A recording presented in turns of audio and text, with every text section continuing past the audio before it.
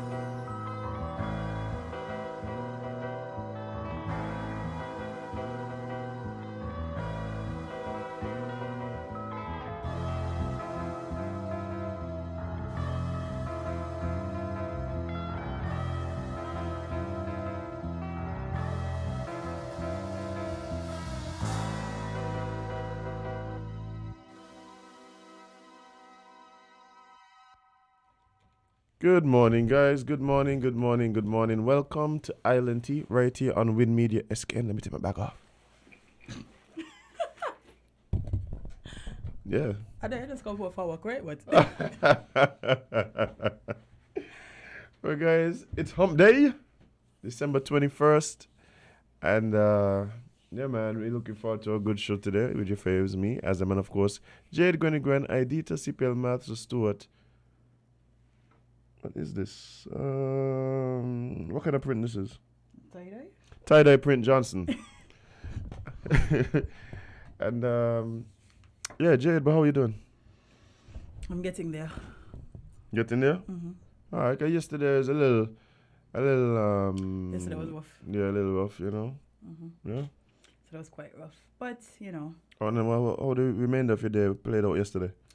The whole day was rough. The whole day was, Yeah. wow. The only solace to my day was the fact that I started a new series on Netflix. Oh, tell me. It's called The Recruit. The Recruit, I have seen. It's quite funny. I've seen it in my list. I have not. It's a nice. It's it's watchable. It's watchable. So certain times a year, shows don't see me. You can't. You don't have the time for that. Right, I don't have the time. What I usually do, like, okay, so what I'm doing now is, let me ask you a question, Jade. After like long nights of work, like when you work events, you're one of the people who just go home and crash? You're a crasher? Yeah. There's nothing else for me to do. I literally go home, take a shower, prepare my Epsom salt soak, put my feet in it, lay back and go to sleep. Okay. Unless I have my son. Then I'm fighting demons all day. And I don't make my son. I just make him sleep. Right, the sleep. Yeah. But, I'm a decompressor. So I have to decompress. So I don't know what I mean because I've never done it. So it just means like when I get home, generally coming from a situation where I'm very aware, very much my mind is going a million miles a minute, right? So if I'm mixing especially if I'm doing like stage, because you're basically like active all night, and worse if I'm doing like production, because then your mind going a million miles an hour trying to keep everything in check, making sure everything backstage is happening, making sure the vendors are getting information that they need at a timely manner, make sure everything kind of all syncs, making sure the experience for the patron is good. So when I get home, I can't just go I don't go from like 100 miles an hour to like 0. So I have to gradually come down. So that's when I usually watch something. Oh no, I don't have that in my boy. Yeah, so that's generally what happens. No, don't get me wrong. By the time I get to the point where I watch the show, it's not watching you. the show watching me, but I have to go through the process of getting. Generally, the first part of the decompression is sitting in my vehicle for 5 to 10 minutes after I get there, contemplating whether or not I have the energy to get in the house. So I generally park up and kind of sit there for like 5 minutes, probably watching something on my phone. Right? And then I get inside. I try not to eat anything at that time. Oh, too late? Yeah, generally. If I have to be like extremely hungry to try and eat something. So drink some water. The first thing you do, wash your hands, because you done up so much people all night. You done up so much people all night that many filthy beings. Yeah, you wash your hands. And then I probably shower and then find something to watch. Okay. But I don't watch anything that is heavy. So generally it's like anime or like like a random comedy or something like that. Which if I'm lucky, I only get to watch maybe the first 8 minutes of. And hopefully you fall asleep. Hopefully I fall asleep. Sometimes I need more time to get to sleep point, but I hope for 8 minutes max. Well, I'm trying this new thing. I was doing some reading last night before I went to sleep, and there was some practices that I realized I really need to start implementing in my life so I can have a better day, better way. So hopefully I can implement those things into my Share with us now. So only you and life must improve. Nobody's life must improve. I want everybody's life to improve. Give me one. That. Well, make sure before you go to bed you journal. Okay, doing too much. You see? Never mind. Doing too much, Jade. Come on. Never mind. This is for you. This is for me. Journal when I get up. But there's two types of journaling you could do. Yeah, no, I understand, But yeah, my mind don't be at the place for that before sleep. Before sleep, I do something that is bad. No, not that. Ew. 'Cause, No. I mean, to say the whole watching like thing, you really should kind of stay off devices for like a half hour before you go to sleep. That's one of the other things that I read too, that you should really, and I've been seeing it for real, and I believe it, because sometimes when you come off your phone, it takes you a very long time to wind back down. See, for me, I'm using my phone to wind down. So, okay, I'll tell you what. What I do though is I stay off social media before I go to bed. I stay off social media before I go to bed. So generally, I'll be on my device, but I'm consuming either a documentary, a movie, or what I do sometimes, especially if I could feel like the tiredness, I listen to audio. So like audio podcasts and that type of thing. Oh, so I could try those. Yeah, so instead of watching something, like watching a movie, watching a show, I'll listen to like an interview. Like I like listening to interviews. I realize. With interesting people. So that's one thing I realize about you. You can listen to an interview, why? Yeah. Anytime of the day. Anytime, yeah, all day, every day. A lot of interesting people out there, Jade. No, there are. Jade, have you ever stumbled upon this YouTube page, Soft White Underbelly? Yes. Jade, I think I've watched all of them. I think I've made, no, not all, guys. It's something like 800 of them. But I've watched maybe 757. No, you're soon rich, man. You're soon rich. And I don't know what I'm going to do with it. Soft White Underbelly is an experience, boy. Because, so, listen, sometimes we have to... That is what I want to do in my life, Jay. Well, I tell you, we could do it, you know. No. We're doing it. It's definitely happening. Yeah, that's something we definitely should do. Interview people who from different backgrounds. Yeah, who usually wouldn't be... have a voice. Yeah. I think that would be a dope thing, especially if you think it's...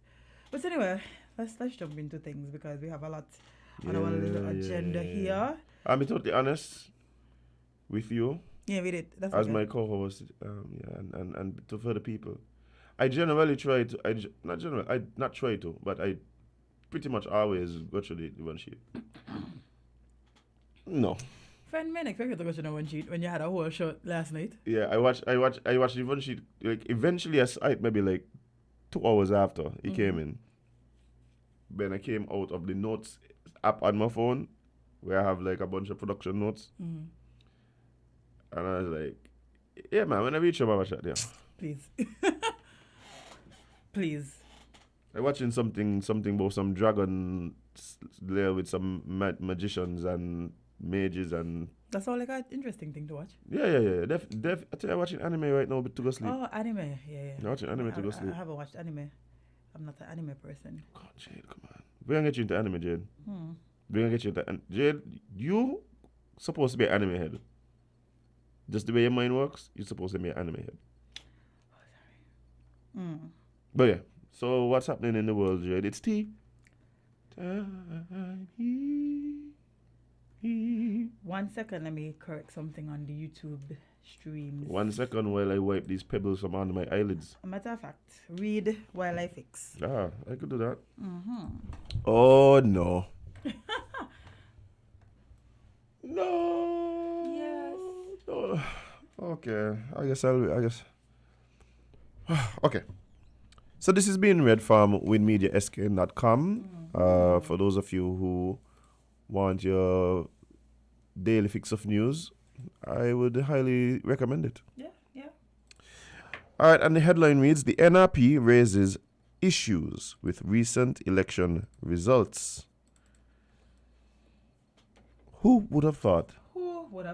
Not me. This is so outside of what I would have ever imagined for an election in St. Kitts Nevis. Same. Wow. The Nevis Reformation Party held a peaceful protest outside of the main gate to the El Comido Tonito Willett Park, whilst the inauguration ceremony for the new Nevis Island Assembly Cabinet was ongoing on Sunday afternoon. Leader of the Nevis Reformation Party, Dr. Janice Daniel Hodge, speaking at the protest, alleged that there were a number of irregularities on election day. For true. Based on what has been revealed, subsequent to the elections and before the election results were revealed, The elections were not free and fair. There were a number of irregularities that contributed to much suspicion, much mistrust, and the general sense that the current government right now, that's redundant, did not win the election free and fair. And so we're asking that if we had free and fair elections, the outcome would be different. Seems like a statement, this question. When we look at the number of people who voted, when we look at the way the election results were trending, it is fair that the people of Nevis were ready for change, and unfortunately, based on what has come out, based on the long delays in getting the results, it is clear for everyone to understand that the results and the outcome is not what the people of Nevis wanted and what they voted for.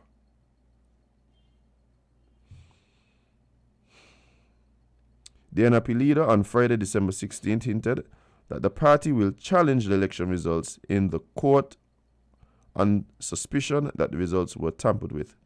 She said the NRP is hopeful that the court will be fair and that the outcome would be different, as per the wishes of the people.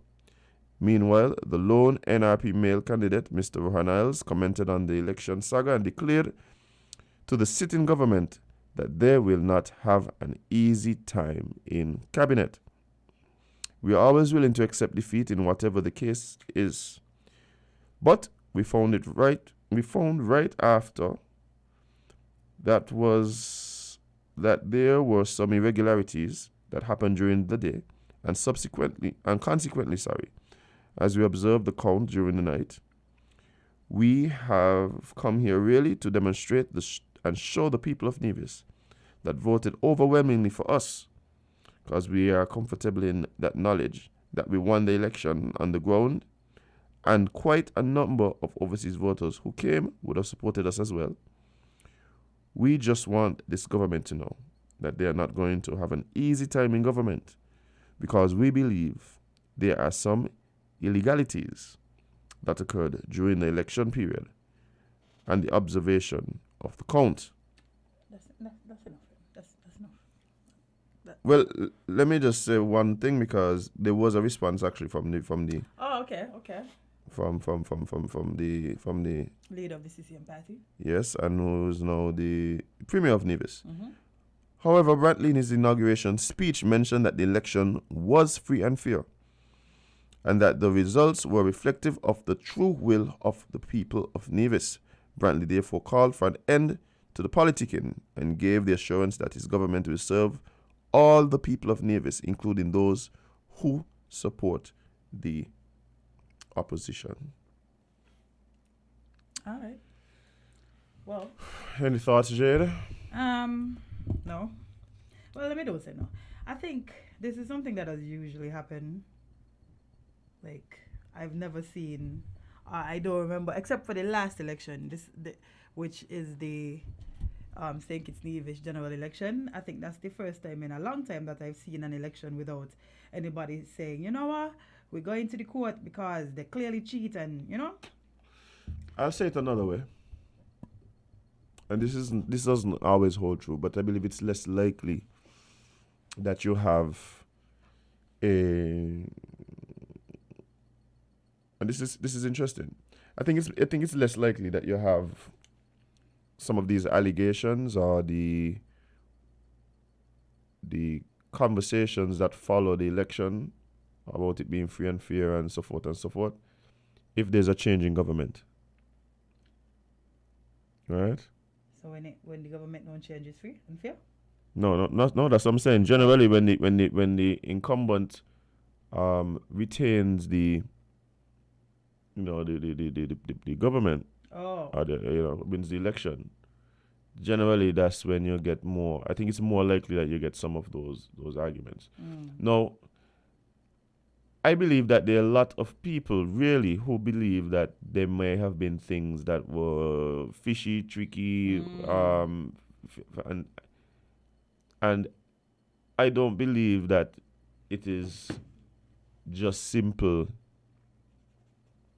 politicking and thing. I don't believe that. I think that there must have been. I'm not saying there must have been, but there were things. I was going to say, they're going to subpoena you, you know? No. That there were things that may have happened that would have lent itself to that viewpoint. Now, the issue that I have, is that we are seeing a trend. No, we here in St. Kitts Nevis, if you know how Rhythm band, Upset Squad release a song say a rhythm in a rhythm if you think at a cowbell. It does feel like election in election if you think at a court case. No, that's what I tell you. Right? It does feel that way. But what we are seeing though is, and I think we're seeing it across the world. Case in point, the last general elections in the United States, where there were claims of it not being free and fair, that President Trump had won the election and that the election was stolen, etc., etc., etc. All them nice things. Right. I think we're seeing more of that trend that we used to make so much joke about here in St. Kitts. I think we're seeing that more and more around the world. Now, whether or not those claims are founded in fact, I believe as a consequence what we're seeing is people losing more and more faith in the electoral systems. That I believe is a problem. That I believe is a problem. And as we saw in the United States, that type of belief, when you don't believe that your voice was heard, or that the vote that you cast was counted, it lends itself to unrest and could lead to violence. It could lead to an unsettling of society, right? Dangerous. It could lead to chaos. It could lead to, as a matter of fact, when I once spoke to a guy who claimed to be an anarchist. Interesting. Right? No, man, he was from Western Europe. He got a lot of them over there. He was from Western Europe. And he was talking about why he claims to be an anarchist and why he would want to see what anarchists claim to want to see. And then once we got past that, I asked him, I said, so let me ask you a question. Why do you believe that the general population would ever, in their right mind, lean towards a reality that you're describing? One that takes them out of their comfort zone now, where they generally could get what they want, etc., etc., etc., and thing. And then how would you guys achieve that? And he said, that's easy. All we have to do is erode faith in the electoral systems. Once we erode faith in electoral systems, anarchy is next. Okay, see?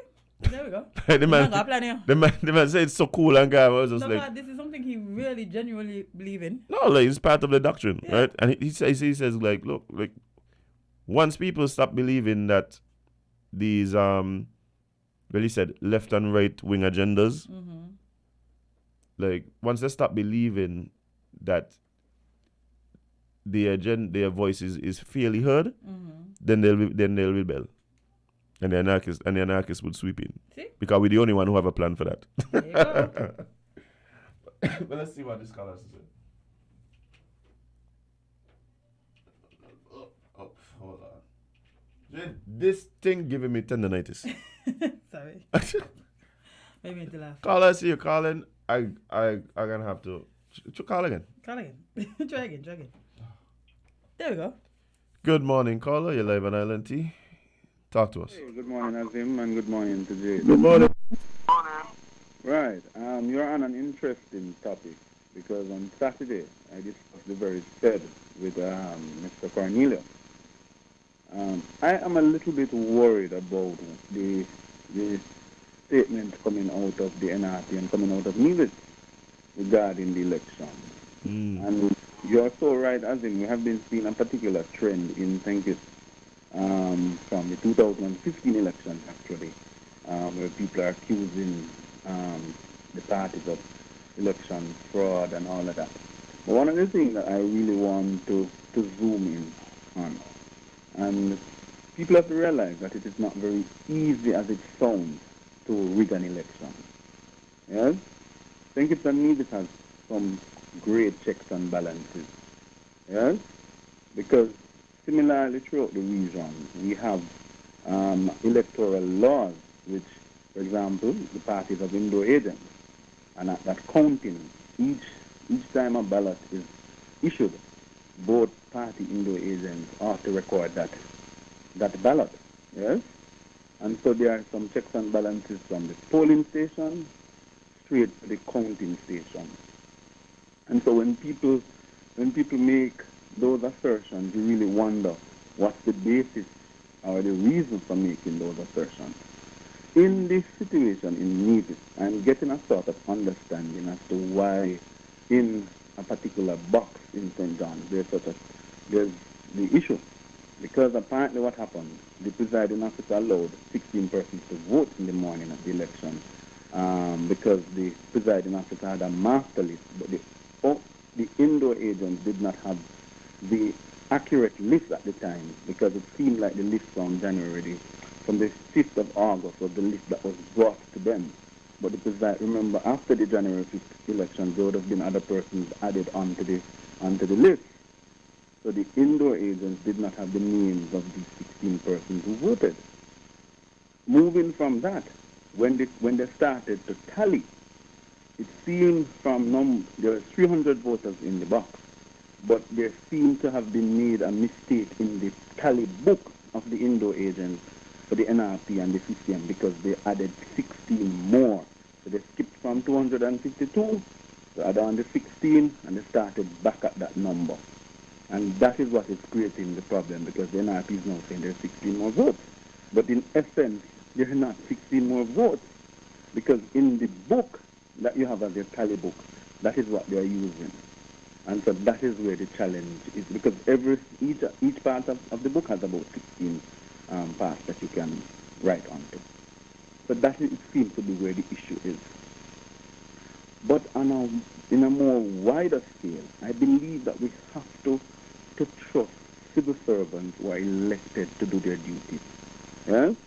And that points to a sense. For example, the NRP asked for a change of the head of elections. That happened. That happened. They said they did not trust the former director of elections. The director was changed. The other thing, because I don't want the NRP to feel like I'm bashing them, the other thing that I'm looking at, if the NRP is going to court, why are you having these discussions in the public domain like this? You're only inciting the public. You're only inciting people to become anarchists and to be against an elected government at this time. If the court rules otherwise, that's okay. But when you are going to court, it ought not to be the center of discussion within the society. You should allow the court the privilege, the leeway to rule on the matter that they have to rule. And if the court ruled that there were some issues afoot in the election, then you can then have basis upon which to make your public claims. But as it is now, the NRP is virtually leading a situation where the courts have not ruled, and until the courts have ruled, you really have no right to be doing what you're doing. We know that a similar thing happened in Nevis, where in 2011, its now premier had gone to court. But if the matter ought not to be this way, you have to wait until the court has ruled. I'm not saying the NRP is not in their right to go to the court, but they must wait until the court has ruled, because what you're doing is being speculative. You cannot for sure say what the judgment of the court will be. Am I making sense, Azem and Jade? I understand your position. So until, and it is not sending a good signal to investors. Nevis just received an approval for geothermal, 17 million US. Nevis is now trying to restructure its economy. And in the midst of restructuring the economy, you have an opposition party, a party who is seen as a major stakeholder in the country, now saying that, elections are rigged. and they stole the election. This reminds me of what just happened in the United States a while ago. So the suggestion I want to make to the NRP and to the wider media, allow the court, if the NRP is serious about going to court, because to this day we have not seen something which says that they have filed an election petition case, you know. So if they're serious about going to court, go to court, let the court rule, and let the court decide what really happened. Outside of that, as in local terms, sit down and hush. Because you're creating chaos in a silent island like Nevis. This is all, because this matter really is annoying. So have a good morning, my friend. I appreciate your contribution. Well, Points were made. I think you have to recognize these topics have become very much what I should say, shrouded in there's a historical context, right? One, there's also, of course, the political context and the personal context, right, to all these situations that I think drive the responses. Because, of course, Jade, like, I was thinking similar thoughts in terms of when I read just now that, you know, questions were being raised even on the day of election. Yep. About things that were perceived to be irregularities. Then you would have expected that the next day we would have been seeing petitions being laid and stuff and moving towards that end. Now, like I said, I understand why people may feel like, hey, I understand why people may feel like, hey, things didn't seem too clear. Yeah. Right? And in the absence of the discussion, I also believe that can go ahead and help to fester this type of unrest that we're trying to avoid. Yeah. So it's not that the NRP, I don't feel it's a matter that the NRP should not, if they genuinely believe that there is some questions that the questions shouldn't be asked. Right? But again, context. So the way in which we approach things hints to our agendas. Right? Your actions gonna always hint to your agendas. And so when people are asking questions about, like, okay, has the appeal to the court been made? Is this the protest at the inauguration, the way that stimulates the type of discussion that we want to have in order to bring light to the situation? Or is it something where we use these irregularities, we lose these perceived issues with the election process, the electoral process, to drum up support or to undermine support for, like, you understand where I'm coming from? Yeah. So the way in which things are done, I think it causes people to question certain things. So it's just about being mindful about that. And I think even people who are talking about, well, why is this box taking so long to come in? Why is this constituency taking so long to come in? These kind of things. And so, like, these to me should be questions that have answers. Yeah.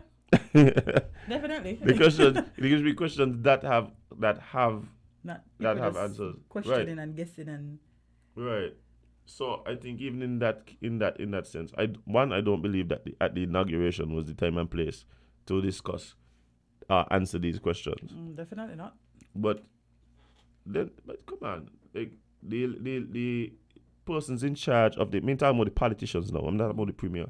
I'm talking about the person who is in charge of the election, they must be hearing these things. You think they're not somehow outside of what's happening. Mm-hmm. And so there could be forums even outside of the court where some of these questions could be addressed. Mm-hmm. Right? As to, hey, why person?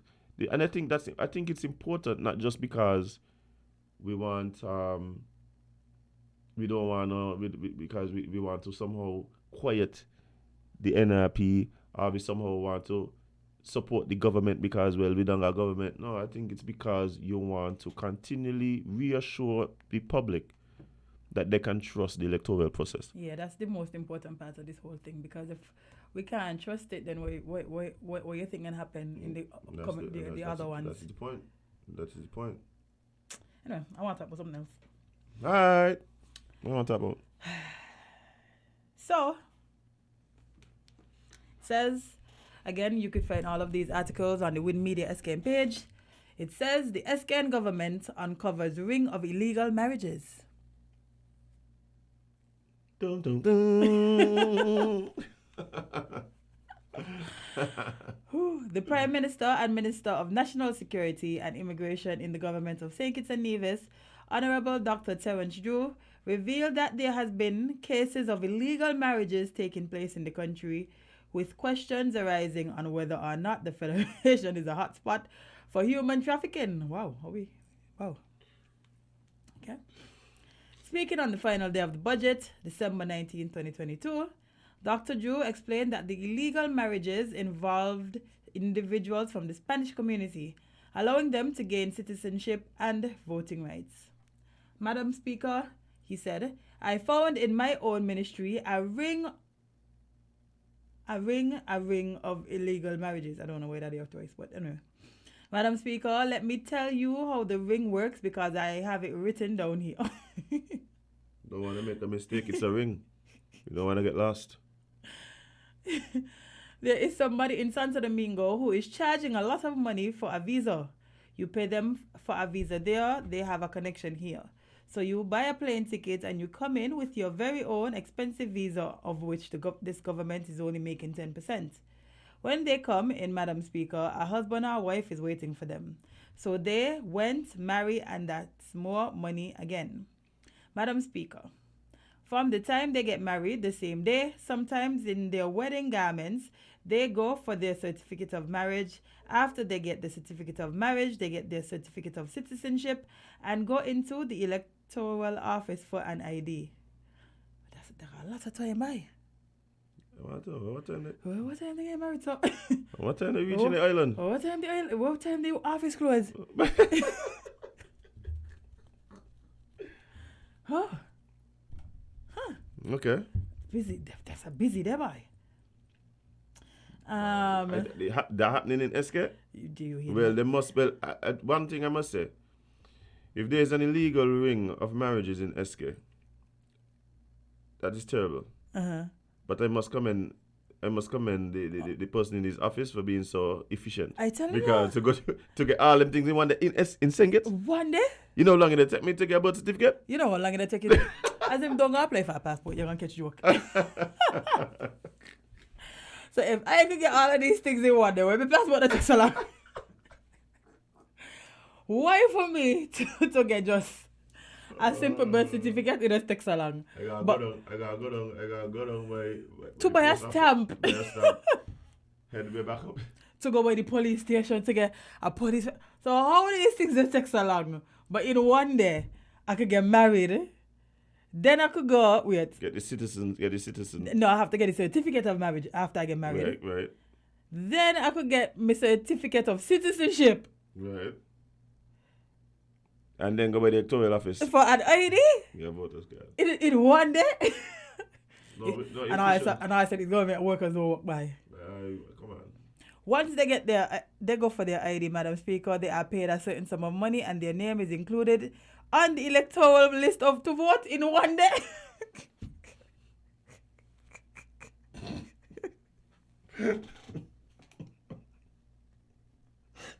Sorry. I'm just saying, the government The government is efficient, man. Very efficient. Listen, don't let me go apply for nothing that I can't get it, Don't let me can't get it the same day. Jade, it took me about 3 months. To register a business. Because I can't get time to go for some interview. When I go for the interview, the people I put an interview to do where was by? Because it ain't really event promotion, you just really get you don't get some other kind of it's event promotion and sports and something or the other. The people are asking me eventually when I met with the police. Eventually when I met with the police for this interview. They're asking me all kind of weird questions about what? Something to do with like if I have any reason to be around small children and so what? What have I got to do with what are we talking about? What's happening here? What have I got to do with where Anyway. Notwithstanding, there are possible legal marriages within those being investigated. To explain that some of the individuals involved in the marriage ring have been abusing the system by marrying and divorcing several times to gain money. Maybe they just say working out. Maybe they find the love of their life. It happens. We don't divorce for free. We just fall in love for free and divorce for free. So maybe So all of this set up before. So this ring, watch here, whoever won in this ring need to run the government offices then. I'm telling you. If that is what all you're telling me, remember it's a ring, so there are things set up before they arrive. If that is the case, we need to hire them. That person they can run on somebody's ticket. But they efficient, yeah? No, but I think if my thing is if this is even possible, right? Wait, may I finish now? Oh, me, there's more. Yeah, man. There's more friends, sorry. You want to got to say you want to hear more? No, go ahead. I want to hear more. Drew expressed, Madam Speaker, I am speaking the truth. I have a box of a few hundred cases. I don't even know where to start. But then if you just say you went through it, so yeah, wait. But you just say you went. You just say you went to the box. How you know to start? Jade. Sorry. This is funny. I don't even know where to start because among them might be real marriages. But you just said. Sorry.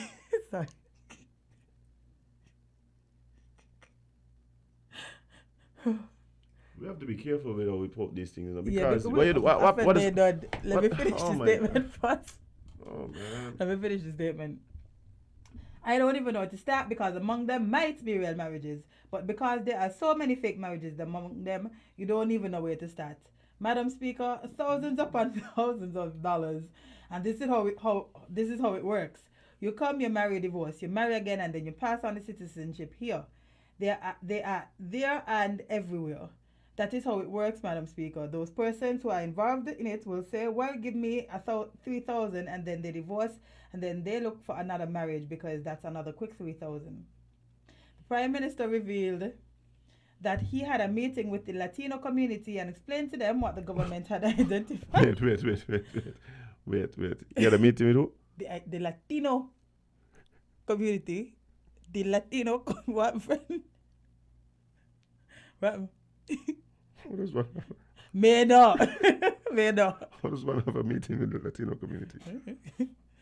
Any community? You want all the people that speak Spanish and just say, hey, we got a meeting. We got a meeting at 10 o'clock. I'll come. I need to talk to her. What happened at this meeting?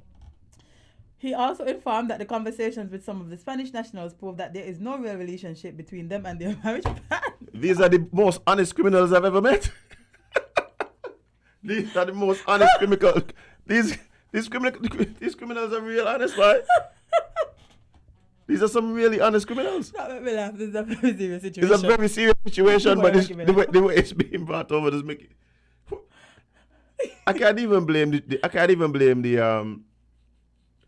journalist for this one. Because this one seems like direct quotes. Yeah. There's a lot of quotation marks here, friend. Wow. You know them brackets, them high brackets. I had a meeting with this community of people that I'm investigating for illegal activity where they told me they did illegal activity. Yeah.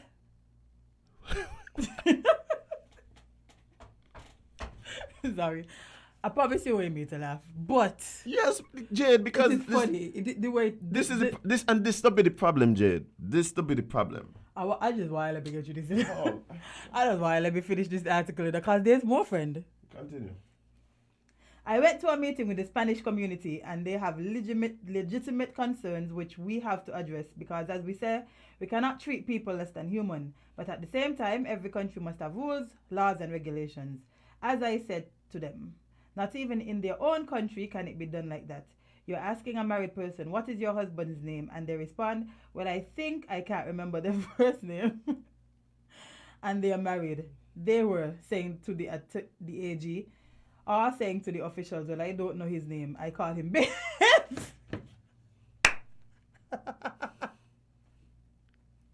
I call it Babes. Hey, papi. Babes. Listen. The Honorable Timothy Harris, the Honorable Dr. Timothy Harris, former Prime Minister and Minister of National Security, was not present on the final day of the budget debate, but Prime Minister Drew called on Dr. Harris publicly to accept the responsibilities and respond to the situation at hand. Please, No, you may. Proceed, friend. Okay, there are a couple of things here, Yep. right? Mm-hmm. This article was confusing as hell. Yeah, because there's a lot of issues here, right? Mm-hmm. There's a lot of issues here. One of the first issues that arose, of course, just from the headline, was illegal marriages. Now, the illegality of the marriages, because my thing is, it's not. Is it that it's being suggested that the marriages aren't valid? It seems as though they're saying the marriages are valid. You know, it's just that but they're marrying for reasons that are not the reasons that they should. Right. Right. No. Okay, that's one. The other thing that was suggested was human trafficking, which is a very serious issue. And I don't believe that we are somehow exempt of it. We saw all during the pandemic. Like, boy, had a house of Haitians, you know. A house of Haitians. Like, that's all like a Netflix series. Right. A house of Haitians. So we know that is a serious thing, and we can't ignore the fact that, like, St. Kitts Nevis is involved in it in some way, right? Even though the feeling is though that the final destination may not have been St. Kitts, right?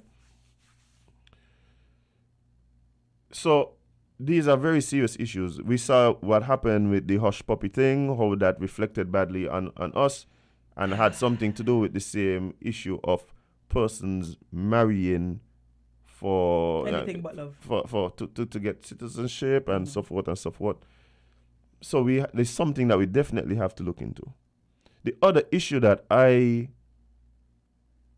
that makes me a bit think is, we are joking about it really, but the truth is, what are the requirements for persons to be able to get certain privileges, right? Whether it is citizenship, because to my knowledge, you have to be married for a certain amount of time before you get your. But that's what I thought too. Like, right. I thought you marry somebody who isn't born in St. Kitts, for them to get their citizenship, it has to have a number of. I don't know. You have to be married for a certain amount. I don't know what the period is. Right. But I didn't this is the first time I've ever heard that. So you could get married today and get citizenship today. Which is why I believe that there's a suggestion that it's so in other words that there's illegal things at play here. Like there's a certain level of illegality. So I'm not suggesting that the Prime Minister was saying that this is what is the norm and it is the reason. The reason for the marriage is really the issue. I think he's speaking to a deeper issue, whereas it's obvious that people within the government, if that is happening, it has to be. That people within the government were involved in this thing, right? In this ring. In this ring, like because it has to be people across departments, people across, like there has to be a lot of people involved in this. It is the electoral office, the court, right? Marriage officers, right? The marriage officers, the people at immigration, and people at the electoral office. It's a lot of people, why? So what he's and that's why we're referring to it as this ring, because basically what he's saying is, yeah. So my thing is, it's either that or it signals that there must be we must look at whatever the requirements are now. So it has to be that it is either just illegal and there's a bunch of people who were complicit in this thing, or I don't know how you could just have somebody just come here one day and be registered to vote like the next day. That is wild. And obviously that is not what it is. Like we had discussions here about requirements for residency and that sort of thing if you want to vote and stuff. So obviously that's not the case. So we're going through hell of a ring by. Yeah, so we're going through this, start talking about the boxes and them things. No, I think we need, and this is the issue that I'm having with this. Issue that I'm having with this is that if that is the case, then the focus should not be on the Latino community. No, it's supposed to be the people that the people, not just the people. The people within the government institutions who are betraying the trust of the public. But that's where I thought this and not the politicians, and not just the politicians. That's part of the things, you know. And of course, we do recognize that there's a level of power that comes with the position when you're in government, right? But there must be a lot of people involved. Yeah, because there's a lot of moving parts, you know. A lot of moving parts, Jade. We're even talking about having a link in Santo Domingo. That's a lot of moving parts. Like if you really sit and think about all of the offices that would be involved in having this happen. No, I'm going to push. I'm not. So only $3,000. So okay, so that's what I'm getting at. So this is the thing for me, Jade. This is why this story, this claim gets very difficult for me to believe, to be honest. And I'll tell you why. It's not that I don't believe something like this can exist. I believe that there must be some facts that the Prime Minister has wrong. The reason why I believe so is this. Generally, when people leave from one place, because he's not suggesting that there are people who are being taken against their will. No, he's saying these people. Right. So So what I'm saying is that generally, when people leave their place, their birthplace and leave family and stuff like that, they're leaving for different reasons. Generally, though, it's to seek a better life, whether it is through education, whether it is through opportunity to earn more, etc., etc. So generally, you don't find people leaving their country who are in a comfortable financial situation, unless it is like they have something where they're going already set, where they are assured equal higher standard of income, not just living but income, right? Generally, that's what it is. So you're telling me that you have to pay all this money to the first person in thing to set you up with the visa. Then have to buy your plane ticket. You have to come here. You have to pay some more money. You have to pay. You have to pay some more money once you get here. And then you're doing all of this to then get back $3,000? Like, imagine. No, I think he said that you paid $3,000 to the person that you're marrying. So you paid. So that make it even worse, Jade. Because the person. So like, let's say you're basically buying a husband or wife. Right. Okay. So that's what I'm saying. So but the talk is that you're getting back money for. No, you. Yes. No. Remember, when you register to vote, they give you back money. That's what he said. For sure. Yeah. You say that.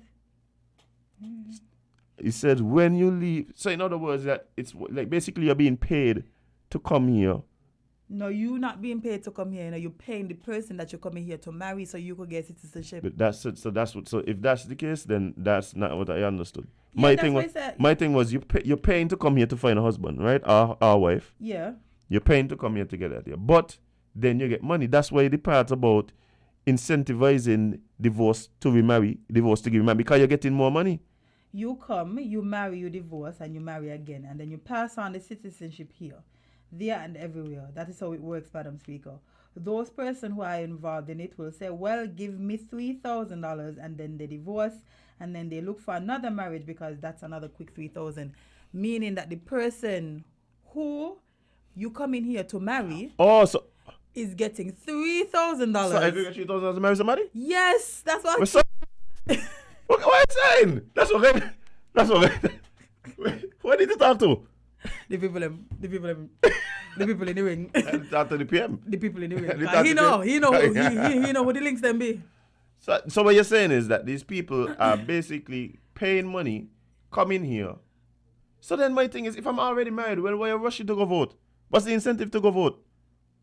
Somebody just say I get money to vote. Exactly. So for me, that don't make no sense. You see what I'm saying? Yeah. Like, a lot of confusing things in here, though. That's what I'm telling you. And this is the issue that I have with this whole thing, right? Again, it's not a matter that we questioning whether or not there is some illegal things happening as it relates to people marrying for citizenship and all these kind of things and so. We know that's a fact. Yeah, we had the whole hush puppy thing. Yeah, so we know that's we had the whole hush puppy thing. So we know that this is an issue that we need to look into and deal with, right? Mm-hmm. So it's not that we're dismissing that, but this does be the issue. Time and place. Mm-hmm. Time and place. Because what has ended up happening now? I confused. I think a lot of us confused. And I think a lot. Because the only reason I confused is because of what I read. So I don't know if this is exactly what was said. But if you're telling me, right, you're uncovering because you went through whatever, but then you said that you ain't even know where to start because there's so much. But you have all the facts about the ring. But then you said that you went to the community. Were you going to the community and not the people who involved in the ring? Because you don't know where to start. But then you already know all the facts about the ring. But then that don't make no sense. No, I'm not saying there's not a ring. I'm just saying how this is explained. It's confusing. And that is really the problem. Because sometimes what you find, what it feels like, is politicking. Yeah, but you can't. With serious issues. Yeah, don't do that. But that's what we do. But that's what we do. I mean, talking about ring that you are investigating because it seems like there's some illegal marriages happening. Jade. Fair, understandable, probably true. But then this story being explained, Jade, it's confusing. Imagine. If I tell all the story, I ain't gonna believe you, That's the problem. If I was the one to come and tell you all this, right? People are watching me like, what are you really saying, man? Bye. What are you saying, man? What are you really saying, brother? So you went to talk to a woman, ask her what's your husband's name? And she said she ain't know him. And she just call him babes? Jade, if I tell you that story, Jade. That's the favorite part of the story for me. Jade, if I tell you that story. And of course, I believe he said it in jest. I don't believe that he just said it. Like, I believe in the moment, like he said it, of course to bring across a point, but he said it in a way that was witty. But the thing about it, like, it's just, and this is why. Saying the AG involved. Let me talk to the AG here, cause maybe you can explain it better. No, but of course, Jay, that's the government law. So of course, I'm involved. Something like this. Yeah, that's why I said he probably could explain it better. But not only that, Jade, the police. That's a fair point. Because where's the police in all of this? This is the problem that I be having too. We did be hearing all these things about this illegal, that illegal, and everybody talking to the police. Yeah. So we expect to get a statement today from the police. No, come on, Jade, come on. No, that has to be the next step. But the police, if you uncover an illegal ring, an illegal marriage ring. Not only that, you want me to tell you the thing that's interesting about this? One of the things that we hear all the time is We can't talk about this because it's under investigation. But the people who you expect to talk about it is who they tell you that they're the police. So them could never talk about nothing else because it's under investigation. But everything else was under investigation. Well, everybody. No, I need a statement today about this illegal. They're not gonna make any statement. I need one though. If the Prime Minister made a claim in Parliament, it is a very serious claim. Yeah, definitely. If you uncover an illegal marriage ring, the police have to be involved. Therefore, the police supposed to make a statement and say, I just don't understand. You have all these facts. I've uncovered. We have been investigating an illegal marriage ring, and we have uncovered that ring. And so this is what we're doing. This is how we're moving forward with it. This is the developments so far, and the information is developing. Because you're not going to end the statement later. But I don't even. Don't matter if it makes sense. I tell you, that's what we need. So. Because what you would be telling me now is you just basically told the people that you're investigating that we're investigating you. Yeah, and they admit to the crime. So who can lock up? Because if you're telling us now that Jade, there were people over there that literally admitted to a crime, because this is a crime, eh? They admitted to being a part of an illegal human trafficking smuggling ring. Somebody gotta get locked up. No, Jade, what we do, we talk about it first. No, I think that's how. That's how it works, Jade. You talk about it first. Yeah, no, that's wild. That's wild. You talk about it first, Jade, and then say that we got back to the look through. So which lawyer? Y'all keep saying a lawyer was arrested. If a lawyer was arrested, who else in the ring? And where the statements about the lawyer? And how can we know about this? Because we have to wait for it to go to court, Jade. somebody said now husband and wife, but is a translator. It's just a miscommunication. You know, sometimes you fall in love, right? Jade. But you still have to work out the other parts, like communicating with the person that you fell in love with. Jade, come on, Jade, come on. You're not. People Listen.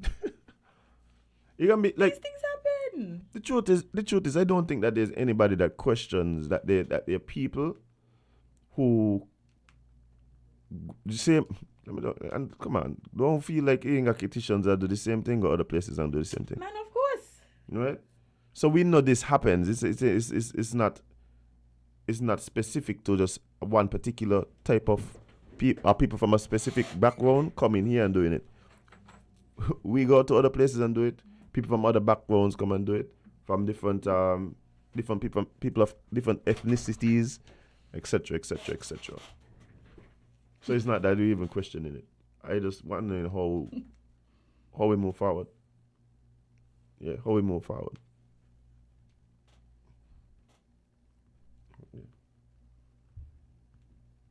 Yeah.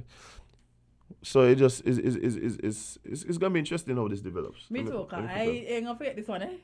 As a matter of fact, when I done, I gonna message my friend and say, hey, make sure our office put out a statement, you know, because I looking out for y'all. May want them say, well, how come the police ain't say? How come I see a news item from the police? I gonna message you need none the Prime Minister say, Jade? No, I need an official police report. I need to go on the St. Kitts Nevis police. What the page name? St. Kitts Nevis. What the police page name? Yeah, the Royal St. Christopher. Yeah, the Royal St. Christopher and Nevis Police Force. Police Force. Official Facebook page, and I need to read a statement over there. So let's work it out. But anyway, guys, it's break time, friend. It's break time. Enough of this love talk. Hey, before we take this break, am I looking for a wife? Husband. Am I looking for a wife? You mean if anybody looking for a husband, use a wife? No, Jade. Is me a married enough? Yeah. Oh well, if anybody looking for a husband, I'll link it. Nobody can say I get married illegally, you know. Oh, but me must do it. I just want to be a part of the week. Me want me is a liar, cause you ain't gonna set me up. me want be the husband again. I change my mind. But link me with the ring. I don't take nothing serious in this country, nothing at all. Guys, we're gonna take a short break and be right back with more Island Tea right here with Media SKNFA. When we come back, there's some interesting conversation to jump into. So stick and stay. Don't go anywhere.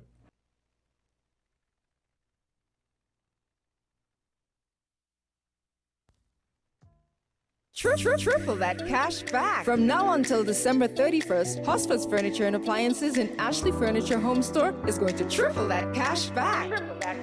You heard right. Hosford's is going to triple that never-ending cash back now with 3 big ways to save. 1. Get low monthly and weekly payments and no payment until February 2023. 2. Get a chance to win absolutely free groceries for 1 year. 3.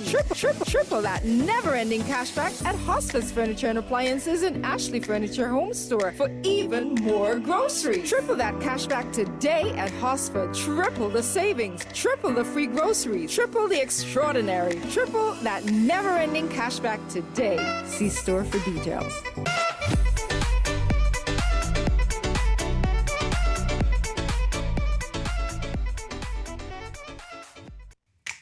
Maybe it's the way the brilliant gold liquid reflects our sunshine, or how the bright blue of its label mirrors the clear Caribbean skies overhead.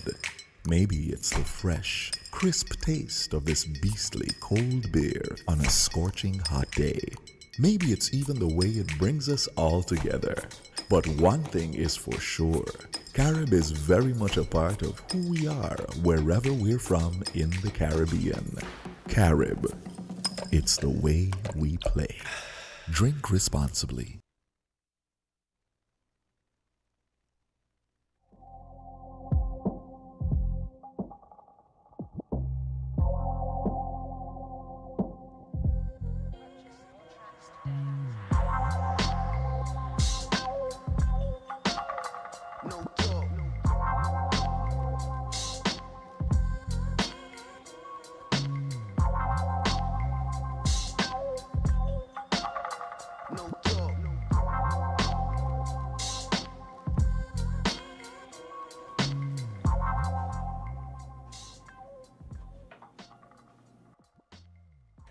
Hey guys, welcome back to Island Tea right here on WINNMedia SKN. It's Hump Day, Wednesday, December 21st.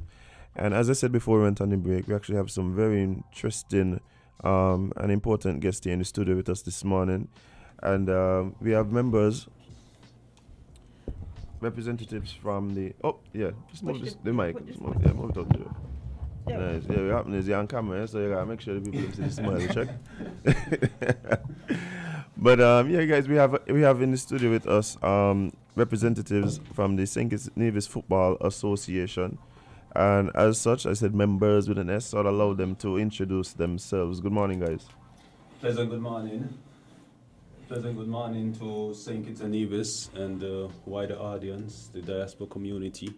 I'm Atiba Harris, the current president of the St. Kitts Nevis Football Association, and here with me in the studio is current technical director, Mr. Lenny Taylor, and Alistair James, one of our physios and trainer of the national program. Well, good morning, guys. Good morning. Good morning. Good morning. Yeah, man, it's a real pleasure to have you guys in here. Mr. Taylor, definitely an honor to have you in here with us in studio. But Atiba, we in a serious football time right now. We're just coming out of the World Cup.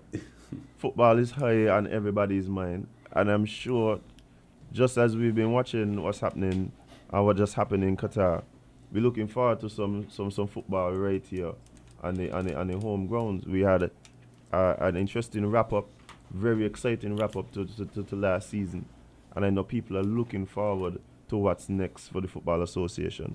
So what could we look forward to? What's happening?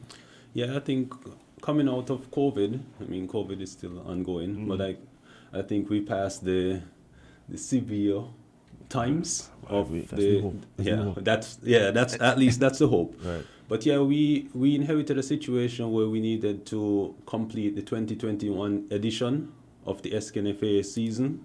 We completed the Premier Division and the Division 1 in the men's side, and we decided as an executive to forego the other competition. That was a decision that it wasn't, for me, it wasn't a decision that would have been much favored, but it was a decision that needed to happen in order to ensure that football would continue and go on in a proper manner. looking forward, we've started the national programs. I'll let the technical director elaborate on more on that, but we intend to raise the standard of football here in St. Kitts and Nevis. One of the things that we started off with is implementing policies and getting roles, clear roles and responsibilities, and develop administrative stuff. Yeah, we want to develop the clubs into proper clubs and not just teams with one or two individual organizing the whole setup. We have the club licensing regulations that's going to be enforced in the upcoming season and beyond, so that way we can have proper organized club. The structure here is what has been defeating us over the years, and we want to have, just like how we have the SKNFA, we want to ensure that the clubs are even stronger, so that way they can go out and represent the various communities. Because as you're aware, we have 26 members that makes up the SKNFA, and they touch every corner of St. Kitts and Nevis. So football have the influence and have a social impact, a social effect, which is one of the other things we plan to introduce is the home and away concept. We're aiming for next season. We've already spoken to the clubs. The clubs are excited. People in St. Kitts and Nevis are excited, and I think it's going to touch every corner, even outside of football, because the small businesses around the various communities, etc. And I think I would openly here challenge the representative for each area. Some of the representative might have up to 3 clubs in their constituencies. So I'm encouraging. The government have been very welcoming and open to us, and we looking forward to continue a fruitful partnership to ensure that our grounds are readily prepared, so that way we can have a full and proper organized football season come 2023. I mean, you're saying a couple things that you're saying words like organization, growth. You're speaking to evolution.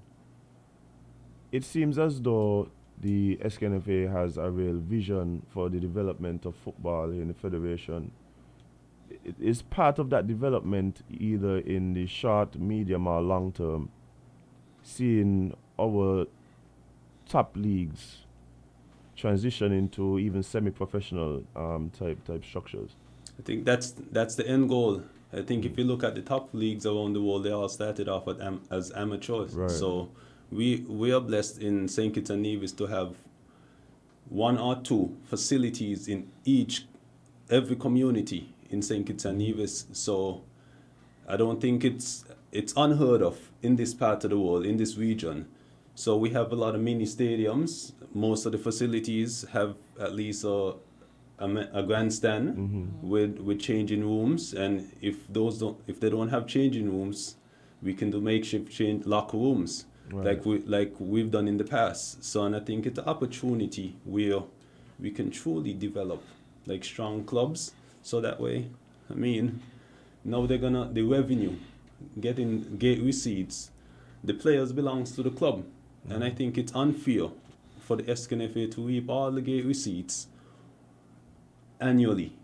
I think when the clubs bring the fans, the club should be rewarded. So that's the intention. The end goal is to eventually get to at least semi-professional in a few years, with the support of the private sector, the public sector as well, so that way we can move forward and truly develop the game and develop the clubs and football and the country on a whole, because we're gaining a lot of respect outside of St. Kitts and Nevis. Now we just need to come together as one and truly believe that we can make this happen. Yeah, definitely something that I would love to see come to fruition, and I'm happy to hear that steps are being taken towards that end.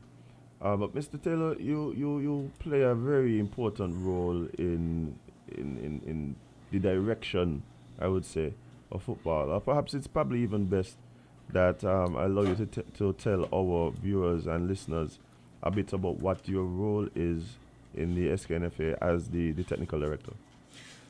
Yeah, good morning. Happy to be here. Good morning. I remember doing many interviews in the studio years ago.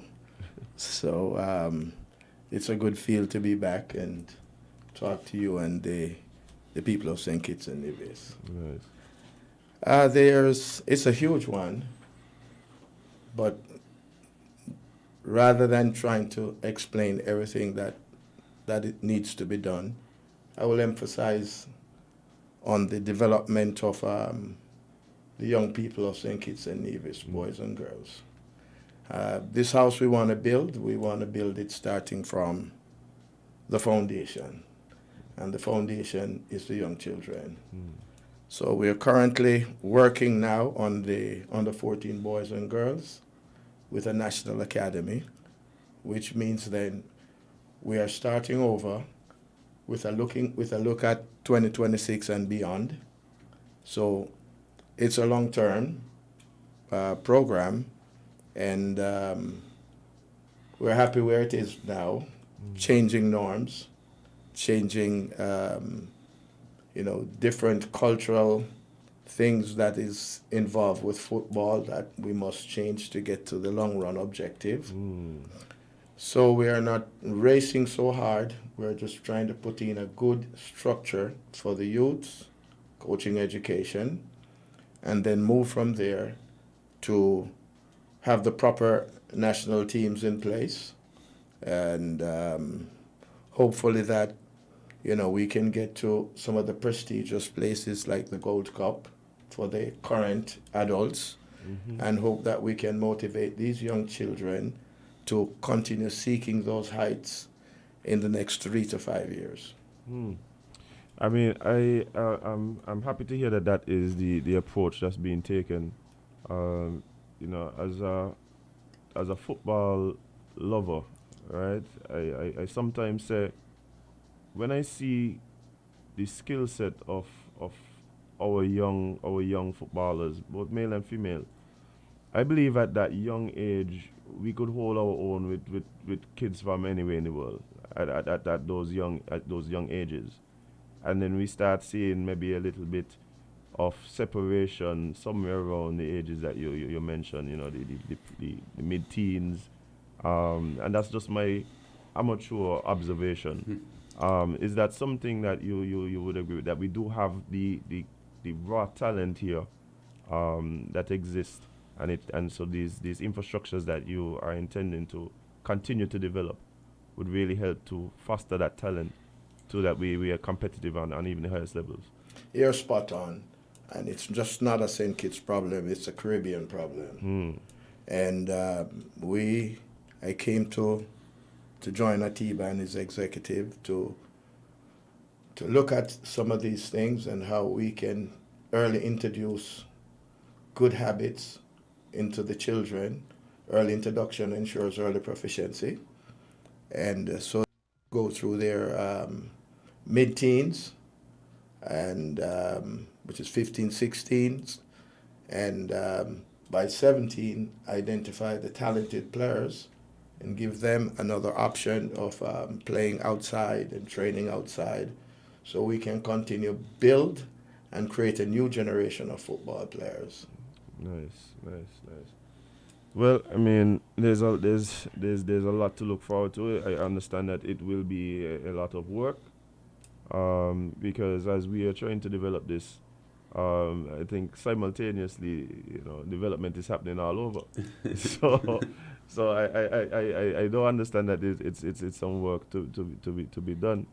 But we have one of the physios here in studio with us as well, and tell us a bit about your role and what you look forward to as being part of this journey.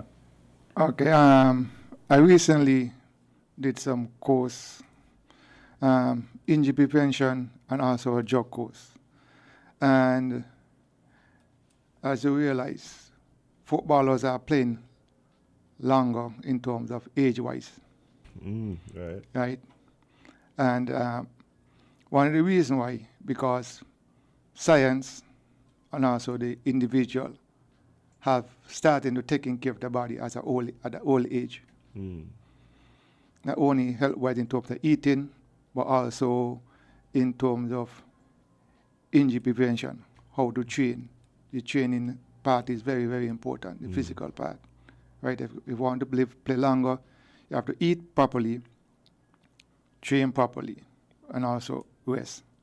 And that is something we trying to introduce, especially to the young ones. Because if he or she end up to be a professional, there is no if or but. That's the way they have to do it. Right. They have to able to manage the eating part, the exercise part, and also the training part. And that will also determine how long he or she want to be a professional for. I mean, you can come in to be a professional, you got all the skill set and whatever, but you only might last for 2 years, 3 years, right? I sure how old is Messi, how old is Ronaldo. And back in maybe 10, 15 years ago, when you reach like 30, they will tell you your football career is finished, right? So you realize professionals are playing longer, and it's harder to get into the system if people are playing longer. Ain't like you're going to drop out and the next crop won't take. If they're playing longer at the high level, it's make it harder for you. So how do you get in if all of you got the same skill set? You got to try to outwork, outdo that individual to be there, right? And doing that, you got to also able to stay on the field in terms of preparation, able to train properly, know what to eat and everything. One of the biggest thing we have here in the Federation is the drug problem. I just recently did a drug course where they were talking about testing. There's no longer to say, well, there's a powerhouse to say in football. I sure you see the World Cup, the smallest island make it, right? And if everybody is catching up, they're going to start to do something to try to, squeeze the other islands or the small island, the bigger countries. And one of the things they started to want to implement a stiffer drug testing for the country. So we now have to, at an early age, because, I mean, you see it in the streets, we got to tackle the kids nowadays at a very, very early age, right? Educate them about the use of drugs. You cannot play football or any other sport and be abusing the drugs like that, right? So we don't want to send the national team out there and say we're going to, say, Europe to play. Then they test our players. We got to send them back home to send back up the next tree from seeing it. It's going to be very embarrassing and it's going to be very, very taxing. So from what I'm hearing you're saying is that there are certain habits that we have to help our players to develop from a very young age in terms of how they take care of their body. Because it's one thing to have skill and thing, and then, even if you get an opportunity, it might be hard to come off of the burgers and the fried chicken every day and the ice cream, if that's what you've been doing for your entire life. Yeah. So you have to instill some of these habits, including the relationship with drugs and so forth. I mean, it go back to what you were saying earlier. You say that at a young age we have a lot of skills, talented teen. But when they reach like 15, 16, they tend to fade away. That's when they need to start to focus on, okay, do I want to go the football route or I just want to done with it? Right? And that's the area now when you start to, you as an individual decide, this is what I want to play football. So now I'm going to be disciplined. Yeah, take a certain amount of discipline and dedication. Yeah. So I guess if the academy, that's where you're going to start with this, find the discipline and everything. If he or she want to be in the academy, he or she got to be disciplined. There's no if but, no shortcut around it. Show up for training and do the right thing. All right. Well, I mean, when we talk about some of the positives that children do receive from being involved in team sports like this, one of them is discipline, and then I know that we try to foster that as much as possible, at least in being a proper sporting program, no matter the discipline. Yeah, I mean, we're here for football, but what we're doing, we're trying to implement. You can implement it in any sport if you want the sports to grow, right? So, I mean, you never know. Basketball might be able to come to the Football Association and use our program as a blueprint for this. Track and field, volleyball, netball. Right. Because the bad habits is not only in football, it's basically in all the disciplines. Well, I think we recognize that we have some cultural changes to make. We have some cultural changes to make. I mean, even in terms of the way we treat our bodies. You know, I know for a fact that a lot of times we believe we could eat anything because we're active, right? Because we don't go and run up and down. Well, we could eat anything. We don't recognize that all these things play a part in your eventual performance and your ability to deliver on the pitch. Precisely. So I'm happy to hear that the idea is to develop these healthy habits from a very young age, so that they could take it with them throughout life, even if they don't end up making a decision to stick with football or whatever other sporting discipline. Yeah, well, that's why I try to implement. When I go and talk to kids, I usually put a scenario to them, a race car that you see on TV like a NASCAR. For a NASCAR to move that fast, it cannot go to a regular gas station and full up. You have special fluid you have to put inside it. So if you need your body to perform at a high level, you got to put the special stuff inside of it. Right? So if you look at it that way, you know, you should be able to have some idea, okay, this is what I want to accomplish. This is what I need to do. All right. Well, thank you. But Mr. President, I mean, in terms of the development, we have seen that. Well, I've seen actually. I watch your WhatsApp sometime, and I recognize that training has begun. With the young footballers in particular, up at the new facility up at in St. Peter's. What's the vision for that? Is that part of the academy? Is that what's the vision for that particular facility, and how does it play into the overall vision that you guys are implementing? I think it speaks for itself. It's all about development and the development of these young boys and girls, so that they can eventually become professionals. I mean, they can become professional football players, or they can become a professional through football. They can become doctors, etc., because of football. So discipline is key. Life skills help them, because I noticed over the years that one of the challenges is what comes out of your mouth says a lot about the individual. So we intend to help guide these young boys and girls to improve their skills in terms of interviews, etc. So the facility gonna use primarily for development, and not. I know some of the clubs are itching to have matches at the technical center, and we're not gonna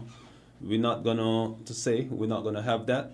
But currently, we want to use it solely for development of our national youths. Right. Yeah, and address some of these challenges that we are facing. The program has been ongoing for the past 2 months, correct, Mr. Taylor? Yes, for the past 2 months, where the under 14 and under 17 boys and girls have been showing up in tremendous like the numbers are like you have up to 40 young females consistently showing up for training. The challenge where we have the challenge is at the senior level, both male and females, where the attendance haven't been so consistent. Right? Yeah, right. So it's up to these players at the senior level to decide their destiny, because we're not gonna favor anyone. Right. This is a new direction. You decide whether you want to represent the country or not, because you're not just representing yourself. You're representing your parents, your grandparents, and everybody else who have given their life for this country. Right. We have a number of players out in the diaspora community who are itching to come back and represent St. Kitts and Nevis, and we're not gonna just turn a blind eye. We want to involve everybody, as long as you're Kittitian or Nevisian by blood or by heritage, you're eligible to hold a passport. We're gonna consider you to represent the country, as long as you are the best fit. You're best fit for the job. Right. Some of the challenges that Mr. James has addressed, the elephant in the room, is the overuse of marijuana. Right. That's a serious concern amongst our players. And even though it's a little bit more friendly in society where it's being decriminalized and so forth, it's still not fully legal to use it in competition, in international competition. So we don't wanna. I'll let Mr. James elaborate a little bit more on that, because he's the professional in this. Let me interject. I just try to know something for the public. The Olympic Association, which is football, is a part of the Olympic Committee, has banned the use of cannabis. It's a banned substance. Yeah, even for the countries that is where cannabis is legal. So if they're having a football tournament in St. Kitts and it's illegal for the use of cannabis in St. Kitts, it's banned for the game. Right. Right? So don't feel like, okay, for example, you go Amsterdam or one of those places where it's legal to use cannabis, you could go and use it, because they will test you, because football fall under Olympic, they will test you, and if you show up positive, you will get banned. Not because it's legal to use there. Right. So that's something I want to show to the public. So don't feel like, yes, it's free to use it and smoke and whatever. If the bigger heads say you cannot use it, you cannot use it. Right. And I think, Azem, I think it's a decision that our players have to make. It's either you want to represent the country, or you don't want to represent the country. Just be honest with yourself. If you favor football over the use of marijuana, then you abide by the rules. But if you favor marijuana over football, there's no one gonna prevent you from engaging in your habits and what you want to do. But just that you can't be a part of the national program by overusing or using marijuana. Banned substances and in general. Exactly. Right. Particularly this, because I know, like you mentioned, that it's something that we recognize as being something that needs to be addressed. Right. Yes, definitely. All right. Well, I mean, you spoke and mentioned that the national program is something that is ongoing, and training is happening. Is this something that is happening irregardless of a particular competition on the horizon? Because sometimes in the past, what we would find is that we'd pull a side together, pull a training squad together because there's a competition on the horizon. Is it that we're moving away from that and really seeing national football and the development of the national teams as something that is an ongoing process? The development is key. I'll let Mr. Taylor, the professional in this field, explain a little bit more. Yes, we have to move away from a month, 6 weeks, hurrying up, put a team together to go out and prepare. So failing to prepare is preparing to fail. Right. So we have a long-term training, and we're going to continue that because, for example, the under-15 boys play in August 2023, and they're in training already. Nice. So the whole philosophy of just getting a team out to make numbers up, that those days are over. Right. We are competing, and we are going to compete. We're not going to go out and play, and at the end of the game, someone says, well, we only began training a month ago. Whose problem that is? Right. Okay, when you lose. So No. All the teams will be brought in, even the senior boys or senior girls, women, they'll be brought in, even if they have their competition going periodically. Right. So we can constantly see where they are in the development or readiness. Mm-hmm. So yes, and this is what the technical center is for. Right. And Azem, it's not even just about the players too. We have just managed to have a historical moment here in St. Kitts and Nevis where we have 11 FIFA officials for 2023. Right. 11 for a small country like St. Kitts and Nevis. We have that's amazing. Yeah, we spoke about it here on the show earlier this week, I think on Monday, and it really is a feat for a nation of our size, and recognizing as well. I think there was also a female included in the numbers as well. Yes, that's correct, Miss Shanda Wilkinson. Right. Congratulations to her for becoming the first female center official from St. Kitts and Nevis to achieve the FIFA badge. That's another historical moment, and we hope to encourage more females who can idolize Miss Wilkinson. Yeah, definitely. Well, I can tell that there is a real focus on development here in St. Kitts and Nevis as it relates to football, and recognizing that there is a wide area to really look at, not only what happens on the pitch, not only what happens, but also what happens off the pitch, right? And across all ages, and even disciplines, because like you said, it's not only about the players, but also even officials, and I would assume also there must be areas where we're looking to develop coaching talent as well. Mm-hmm. Yes. So recently we had all female CONCACAF C license course. Yeah. Where we had the most attendees in the region. Yeah. So that's another historical moment for St. Kitts and Nevis, where a number of females are now seeking to go into the coaching side of things, and a lot of them were past players, which was very encouraging. So now we can start matching female coaches with our female players.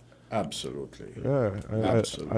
I love that, and there's a certain level of familiarity there, and and the truth is, one of the things that I think that highlights, particularly the fact that we're seeing past players transition, is that football is something that you can continually be involved in even after you leave the pitch as a player. That's correct. And so that type of thing, I think, is very encouraging. Correct. Very encouraging for even players now, recognizing that, being 13, 14 and you're looking at your future and trying to figure out, is football a viable pathway for me?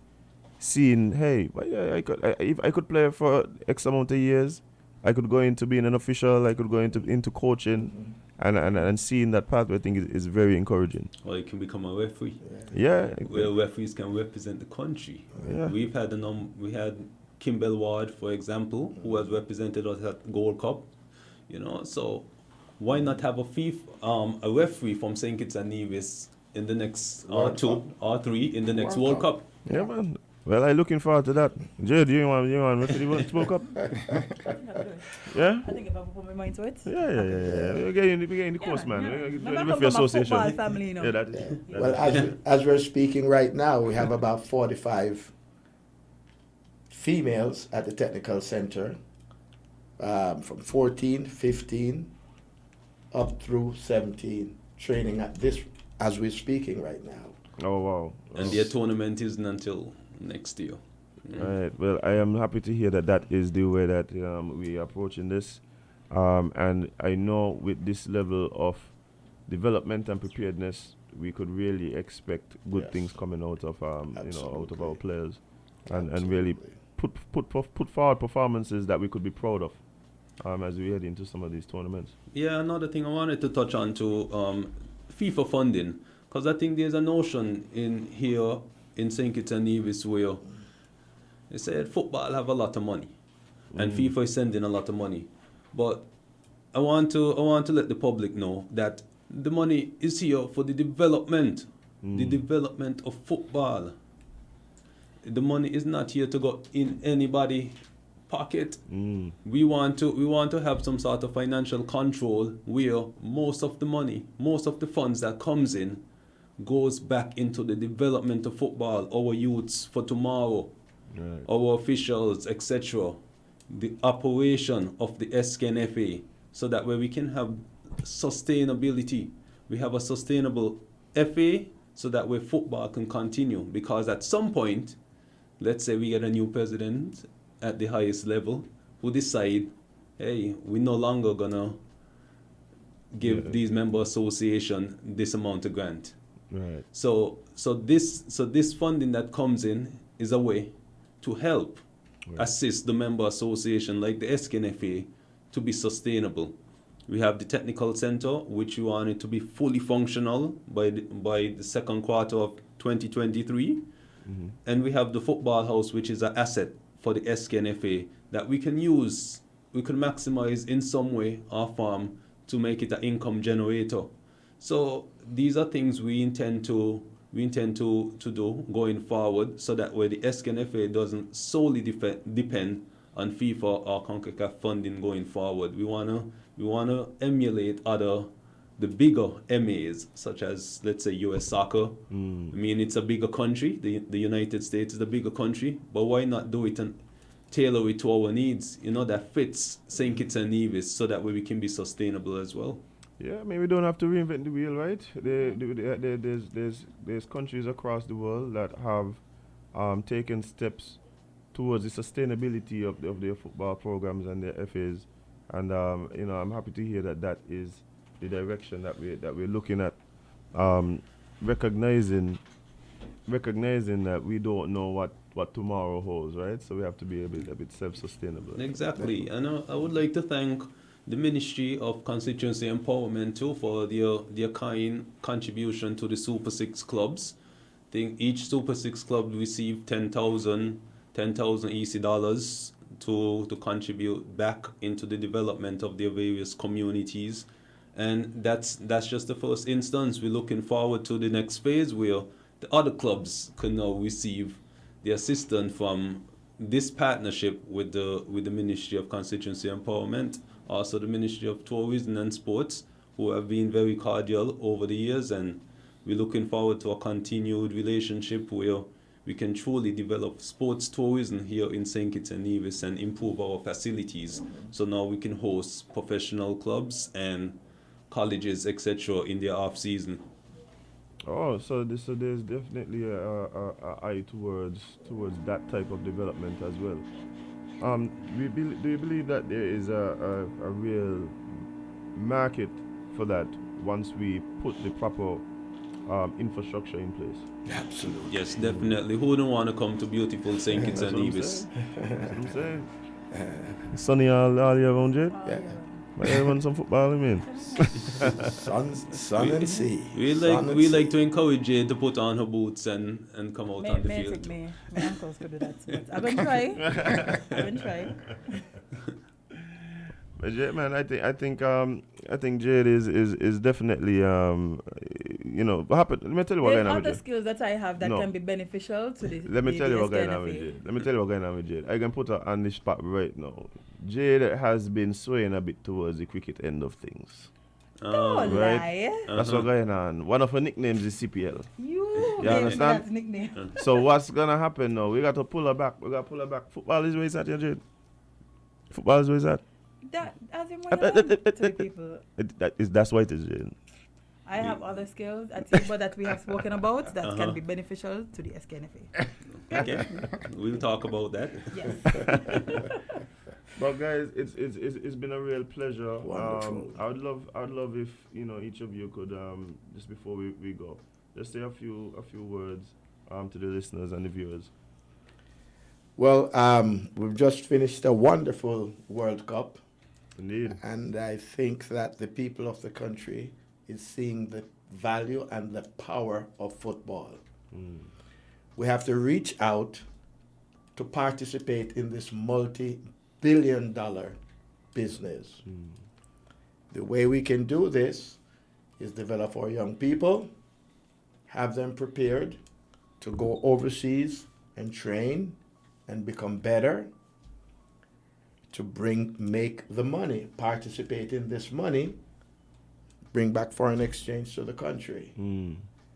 2026, the next World Cup is in CONCACAF, which is in the United States, Mexico, and United States, Mexico, and Canada. Now, since those three countries will be hosting, it opens up the opportunity for smaller territories to have this one opportunity to get to the World Cup. St. Kitts and Nevis is eyeing that opportunity. So we're developing, we're working with people from the diaspora, and hopefully, if we don't get in, at least we'll be close, which will motivate the next children from the federation to continue to take the game and move forward. So 2026 and beyond, this is what we are focusing on, the development aspect. When is the next Gold Cup? You mentioned the Gold Cup. When is the next Gold Cup competition? Well, qualification begins in March. All right. I think the 23rd of March is our first game. Yeah, so the CONCACAF Nation League is ongoing. We've been placed in the group with French St. Martin and Aruba. Currently, we're tied on 4 points with Aruba, but we have a game in hand. We have 2 matches remaining. French St. Martin on March 23rd. That game will be played in Anguilla. And March 26th, we'll play Aruba here in St. Kitts and Nevis. So we need to win those 2 matches to move on to the preliminary round for the Gold Cup, which will be held in Florida, in the United States, most likely Florida, somewhere in June. And those matches will now determine if we get into the Gold Cup or not for summer of 2022. So you just got to beat up French St. Martin and Aruba to get to the preliminary. To get to the preliminaries. Yes. We're too easy, man. We got that, Jade. Yeah, man. No. We got that, yeah. I would like you to come in and motivate the players to ensure that they're up for the task, so that way we can truly come out with 2 positive results. Yeah, man, definitely. And I can tell you something. I've always said that is a realistic goal for us as a nation to win the Gold Cup. I think that is something that would be a really big step, not only for just the footballers involved, that kind of stage, but also just football on a whole here in the nation. So I always kind of look forward to that competition. The scenario which I'll draw is on the big jumbotron out there in the international world of football, St. Kitts and Nevis versus the amount of millions of people will understand what a beautiful island we are. They get on their phone, where is St. Kitts? It brings what you call tourism. It helps our tourism. It brings money to the federation. So it's an important thing that we'll try to get to the Gold Cup this year, next year, and do well. It's good for the country. Definitely.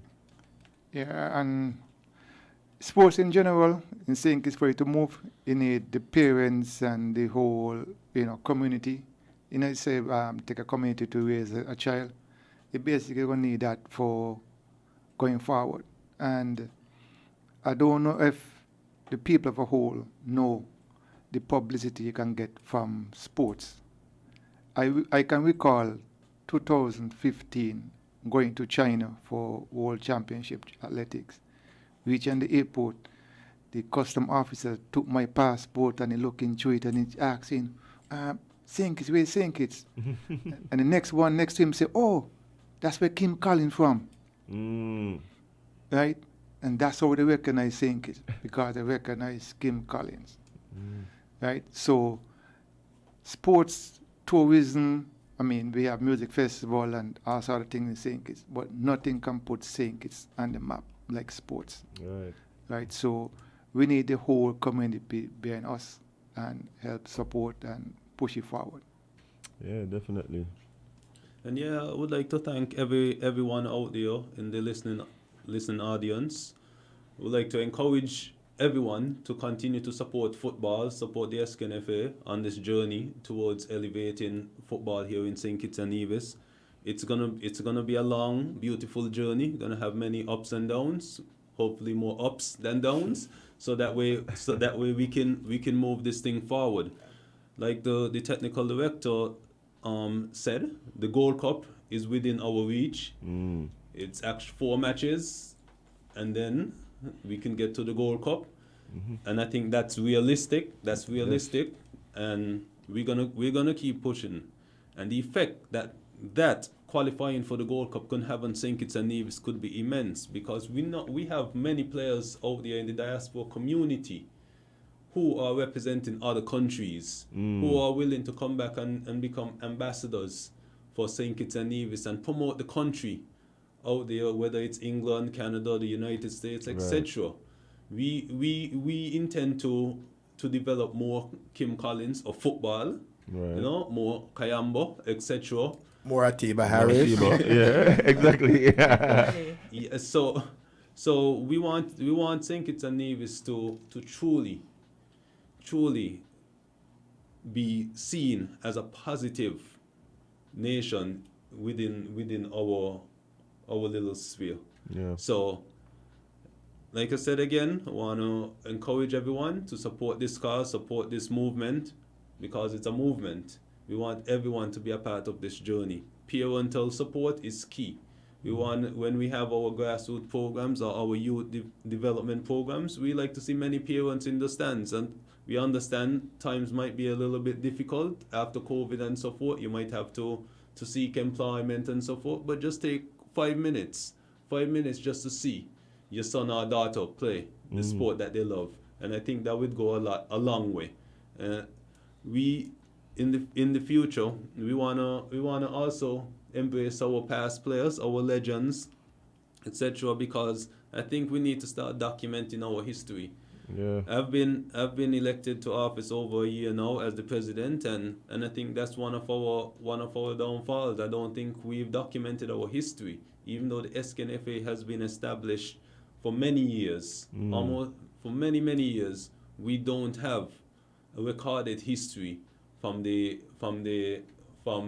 since 1932. Yeah, the inception. Yeah. Yeah.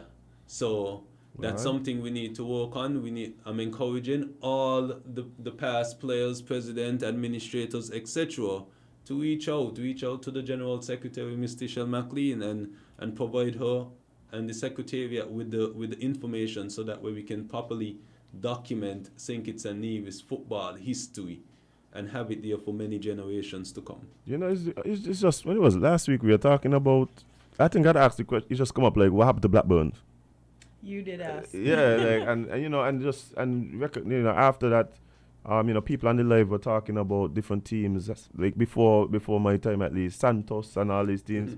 It's like, it would be really, sometimes I feel I know about the history of the EPL more than the history of the FA here.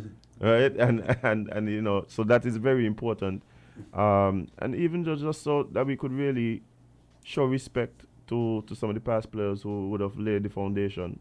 I mean, even just, I think it was maybe 2 weeks ago, I ran into Pepe Isaac, and it was just, I remember going to the park and watching him, you know what I mean?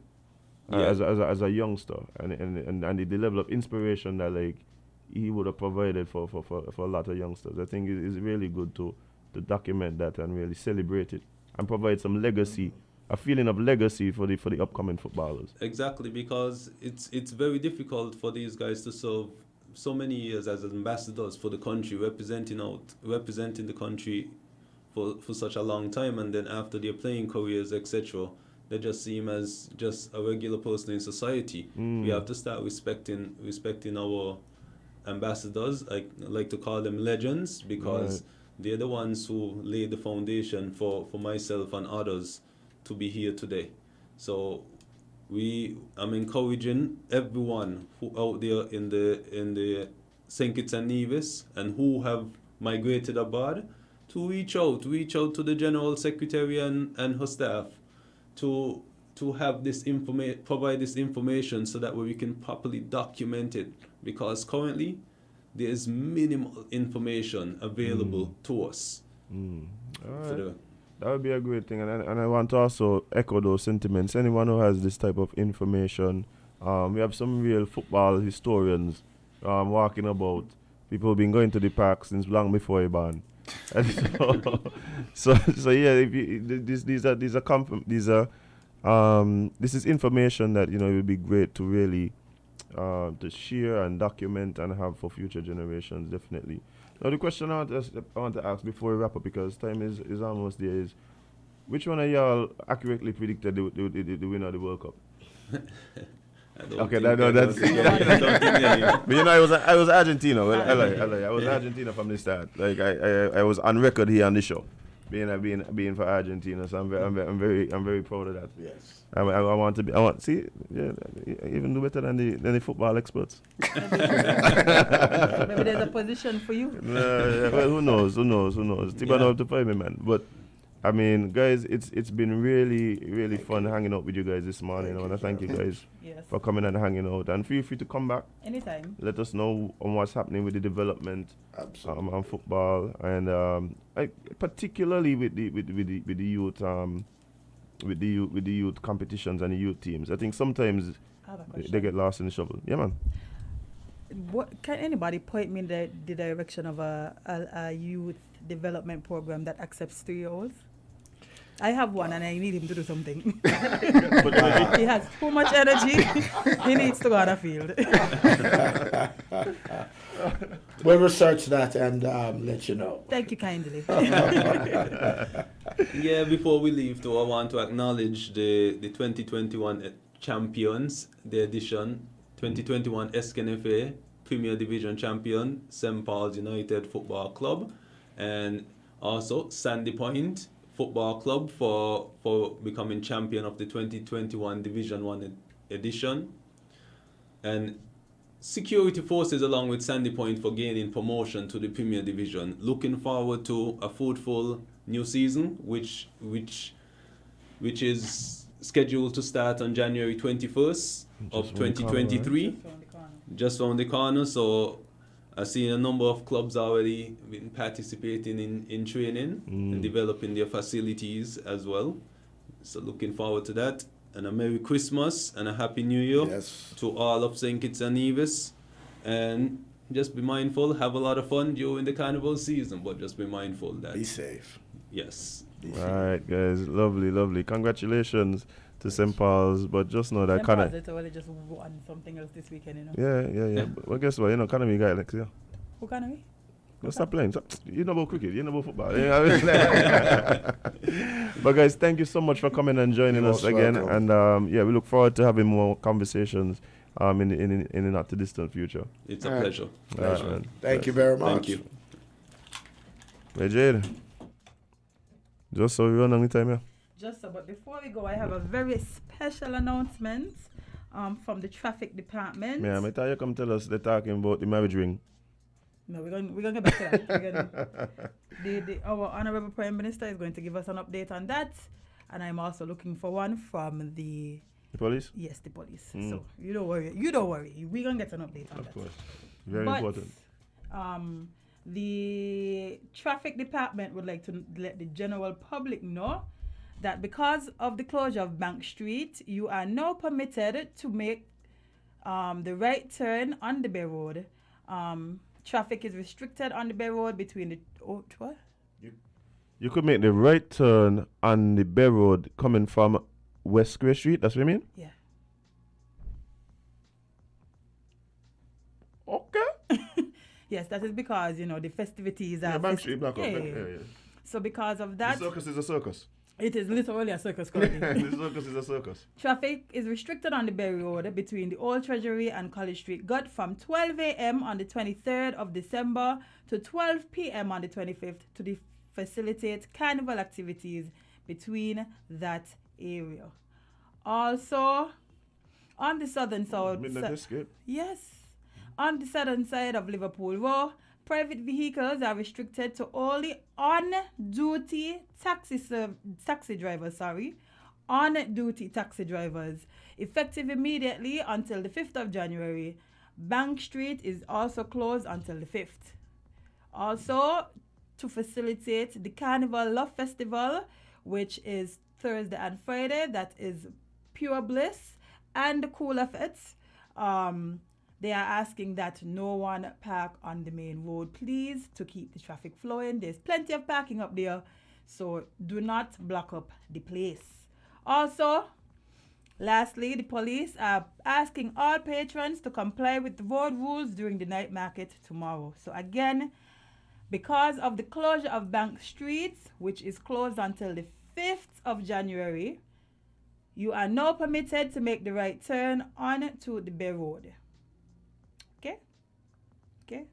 From West Independence Square Street. Traffic is restricted on the Bay Road between the Old Treasury and College Street Cut from 12 a.m. on the 23rd of December to 12 p.m. on the 25th of December to facilitate carnival activities between that area. On the southern side of Liverpool Road, private vehicles are restricted to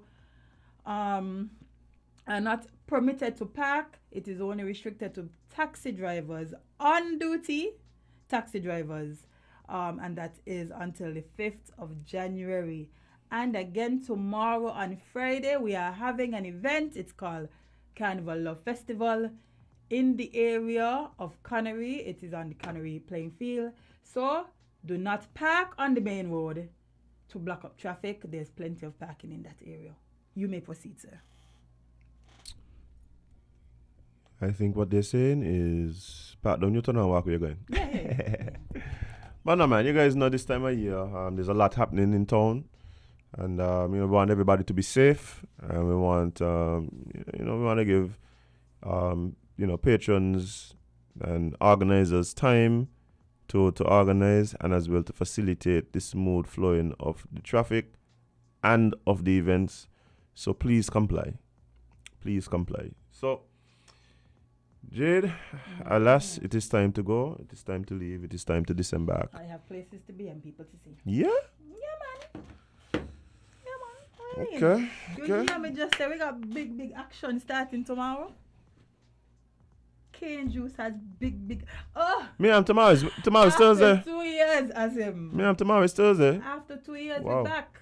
Cane Juice is back with Carnival Love Festival happening at Connery. Tickets available. You can go down to Skin and Ink if you want your physical, because we also have them online at canejuiceevents.com. But yes, plenty action this weekend. Plenty Action start tonight, because tonight is actually Soak Almanac finals. Yes. Things up. Listen. Election, if you ain't got a court case. That's what is that? That's what we're going with next year. That's what we're going with next year. I'm backing for you. I hope they didn't say something very familiar to another song, but. Yeah, don't study that. Once you know who write it and produce it, you're good. Once you know, you're fine. Oh boy. But yeah, guys, there's a lot happening. Soak Almanac tonight. So make your way up to the park and check that out. Mm-hmm. Check out all of the events happening over the weekend. Yeah, Groovy and Paul. Wow. Today start the weekend, Tell all your boss from today, don't ask all you nothing. The weekend starts today. Well, guys, thank you so much for being a part of the conversation today. Whether you joined in via the chat on one of the digital media platforms, or you called in, or you just been listening to your radio or someone else's radio at 98.9 FM. I appreciate you big time. Thanks to all our guests who came in this morning. Jade, I got a lot of respect for Lenny Taylor. People see Lenny walking around and feel like he's just a cool, calm dude. People don't understand that guy pedigree. That's a good guy for us to get on the island. Mm-hmm. I'm telling you. I'm happy to see he's back. Definitely. When I was trying to find a picture of him, I was looking at some of the stuff. I said, oh. Yeah, he was here before. He's been here before. I think he has a good vision for the development of football. So I'm really looking forward to what is implemented. And I think that there's a lot of people who are back here on island for the season. The flights are coming in full. If you think it's sink a little bit? Yeah, but we getting there. We getting there, Jade. And so on. I also welcome home all the people who have been heading back, to the Rock, and enjoying the Carnival and Christmas festivities and feelings. Time with the family. Hey, I hope I went and apologize and make amends with your family members here. If y'all ain't do it, go do it today. You have time. Yeah, go do it today. Don't wait till Christmas Day and feel like you're only doing it because Christmas coming and do it today. Yeah. Do it today. What's happening? What's that is? Yeah, but. Oh, okay. But yeah, guys, thank you so much again for joining us. It's been a pleasure this hump day. Definitely. Having you come in and be a part of what it is that we do here. Thank you so much. But alas, time is fast spent. We gotta go. We gotta leave. And we gotta disembark and disappear. So guys, please learn from the losses of others. Also, little tip, spend more time living your content than posting it. And most of all, please remember, you can't be everybody's cup of tea because you is not a mug. See you guys tomorrow.